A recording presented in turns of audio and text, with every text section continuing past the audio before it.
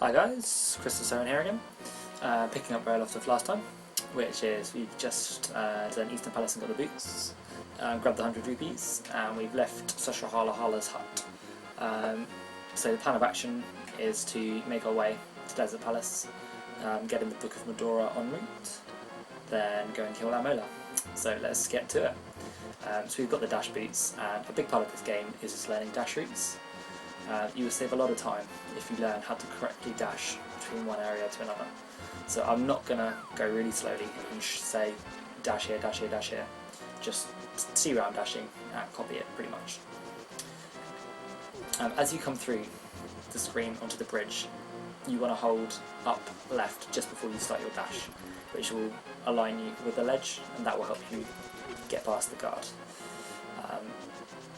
So all I'm doing is I'm making my way to the library. It doesn't matter if you're not dashing perfectly or if you bounce a wall, you're talking a few seconds lost. It's no big deal. But this is the quickest way to the book, which is obviously what the whole purpose of this is, speed. If you're racing Master Sword, you obviously use a load of save and quits, but save and quits are pretty gay, so don't do that. So on this ledge you can do, which is going to be our first ledge jump. So if you're on a ledge and you have the boots and you press dash, sorry, when you get to a ledge, then you'll jump off without having the annoying stutter like there. So you can just quickly jump off, and if you use that throughout the entire run, you'll save some time. So as you come out the library, you want to do some quick jumps and proceed with your dashes. Very straightforward. The power of the boots is mighty. And now I'm going to make my way to Desert Palace. Have to get the book so that we can open the dungeon, and we also need it so that we can get the ether later, which opens Misery Mire. There you want to dash a bit further to the right so the blue guard doesn't actually maul you, which can happen. Just a bit safer. This is the quickest way through this area. It's just a lot of overworld dashing. This is pretty much all the overworld thing is going to consist of. If you spend a few minutes practicing, you'll soon learn, points where you want to start and stop dashes. Now what I did there, this is going to be a thing that I implement a lot throughout the entire run. Pause buffering. So, you need to switch items, so you need to open the pause menu, but you can use it to your tactical advantage if you do it at certain points. And this isn't something that would be obvious from just watching a run.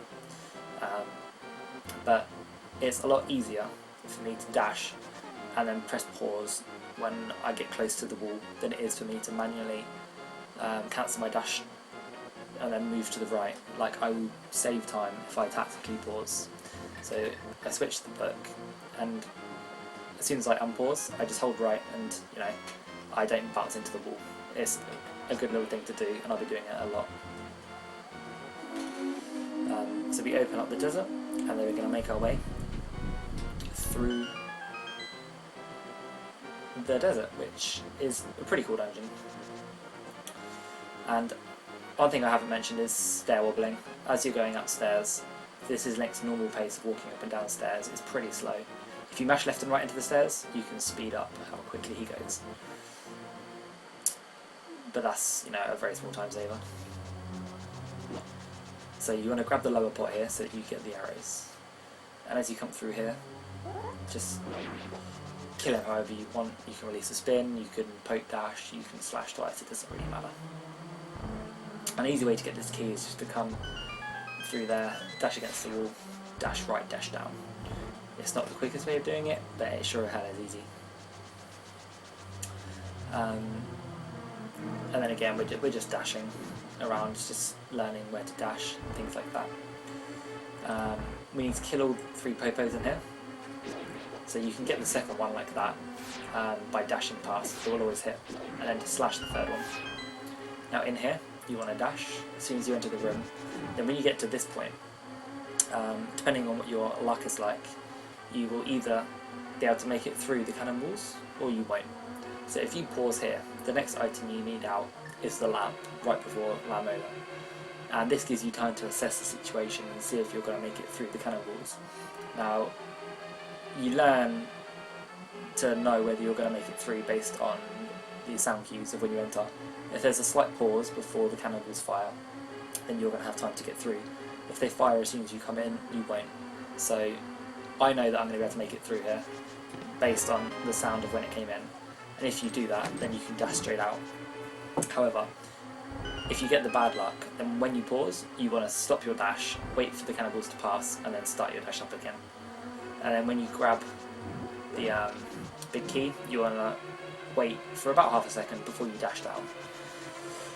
Anyway, you want to grab the arrow pot there, and then we're going to make our way to get the gloves, being sure to grab those arrow pots in that room as well. So you have the gloves. Link can now magically lift things even though he hasn't been to the gym.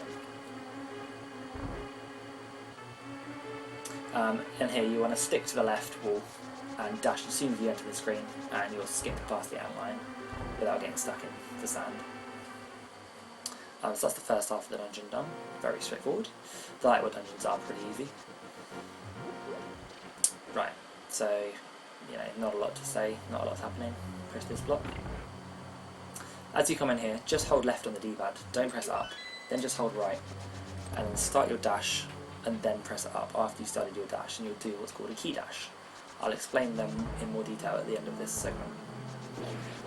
You need to kill all 4 popos here. So you want to kill the left one first, dash down, and then see where the others go, and just kill them. I did another key dash there, which I will explain at the end of Lambola. Now, depending on your arrow count, there's 5 arrows here, which if you need them is very handy. If you don't need them, then you'll come to here and light the bottom 2 torches first, and then the top torch. If you do need the arrows, you pick up the arrows, and then you light the top right torch, the bottom right torch, the bottom left torch, and then the top left torch. So it just depends on how well you're doing for arrows. And we're going to use the bow to absolutely destroy Lambola. If you're not TASing this game, then the optimal amount of waves you can get is 2. I probably won't get 2, I'll probably get like 4 or 5, depending on how the fight goes. But I'm just going to talk through what I'm going to do before I go through into the boss room. So when you start the fight, the 3 worms always start and spawn in the same place, only on the first wave. However, you don't know which direction they're going to go in when they jump out. They're starting in the same place, but you don't know which direction they're going to go. So, like, the first wave is very important. You want to land as many arrows as you can here, as that's going to guarantee you a quick fight. Even if you don't do particularly well on the other waves, you know, aim for kind of 5 waves or so. That, you know, that's a good starting point. If you can get 5 waves, then you're doing well.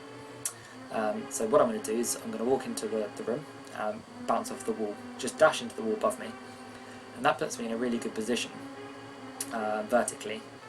So all I'm going to do after that is look left, and you have to learn to time your arrows for when they're coming out of the sand. You're going to want to make some save states here probably if you want to get really good at the boss. But you're going to want to shoot 2 arrows left into the first worm, because it spawns first, and then the right worm spawns next, so you shoot 2 arrows right, and then the third worm spawns, and you shoot an arrow down, or slash, or whatever. How the damage works, each worm takes 4 arrows to be killed, and a slash does half the damage of an arrow.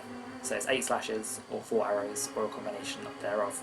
Spin attacks do not do more damage than a slash does, and a poke does the same as a slash as well. So whatever you do with your sword, it's going to do the same damage. One thing you need to be really careful of, if you arrow one of the worms and then slash immediately after, and I mean straight away after, your sword damage will overwrite your arrow damage, which is obviously a bad thing. So don't go crazy with the sword. If you know you're not going to land an arrow, then slash. Or if you can land like 3 or 4 slashes in because you're next to a wall, and he's going to knock you back into the wall, so that you can, you know, reduce the knockback, and you know you're not in a good position to shoot arrows, then do that. You'll get a feel for it if you practice the fight. Anyway, enough talking, let's see how this goes.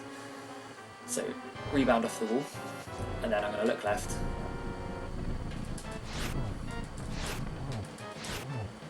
So that wasn't a very good first wave, but we'll see what happens. So this is me just, I'm not going for super arrow strats. You know, so that's 3. Anyone can do what I'm doing here. That's 4. Let's see if I can kill him with 5. Almost. So, you know, there's a lot that I can do to speed this fight up. Timing is crucial. So that was obviously a bad fight, but it's quite hard for me to explain what I'm doing at the same time as talking. I find that I have more consistency landing arrows if I am shooting horizontally opposed to vertically. So you can align more easily, and I find you're more often hit if you're shooting left or right than if you're shooting up or down. Not a very good land mode fight, especially for tutorial, but that's always going to be the way. So practice kind of what I've said for the fight there, and you'll be getting 3, 4, 5 waves in no time. Going to cut the video there, and I'll pick back up and take you to the Master Sword. I hope some of this has helped, and I'll catch you on my next video.